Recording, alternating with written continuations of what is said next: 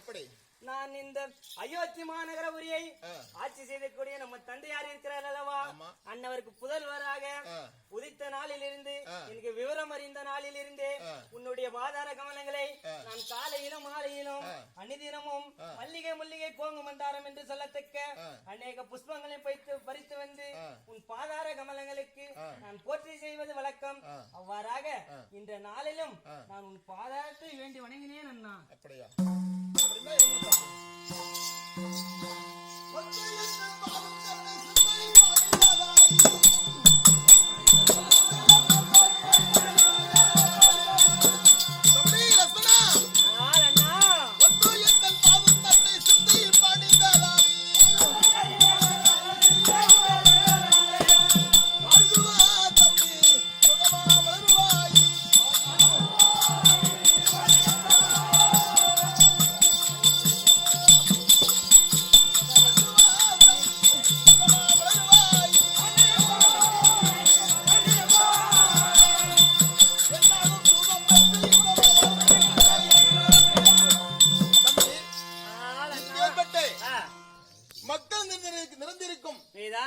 மக்கள் சபை முன்பதாகவே என்னுடைய வாதத்தை மல்லிகை முல்லிகை கோங்கு மந்தாரம் வெற்றி வேறு வாரிசாதம் என்று சொல்லக்கூடிய அநேகமான மலரெல்லாம் பறித்து வந்து என்னுடைய வாதத்தில் விடுந்தபடினால் என்றே என்னென்றைக்கும் நீருக்கு ஆயுசு சுகம் பெற்று வாழ்ந்திருப்பாய் கண்ணே. அண்ணா, நீ வாழ்வாய் என்று வாழ்த்துரைத்தினால் நான் பேரும் புகழும் பெற்று இந்த தினத்திலே நான் மிகவும் மகிழ்ச்சியாக உள்ளேன் அண்ணா.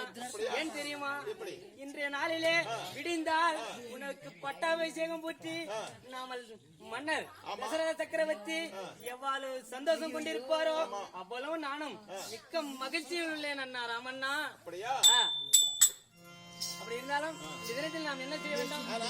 இந்த தினத்திலே என்னுடைய வாதத்தை படைத்தபடினால் சுகம் பெற்று வாழ்வா என்று தெரிவிக்கின்றேன். ஆனால் ஒரு காரணம். என்ன காரணமானால் நம்முடைய உன்னுடைய அண்ணி என்று சொல்லக்கூடிய சீதாலட்சுமி இருக்கிறது. அன்னவர் வந்த பிறகு இந்த தினத்திலே நான் உன்னை எதற்காக வரவழைத்தேன், என்ன காரணம், அந்த காரணத்தை நான் தெளிவாக தெரிவிக்கின்றேன்.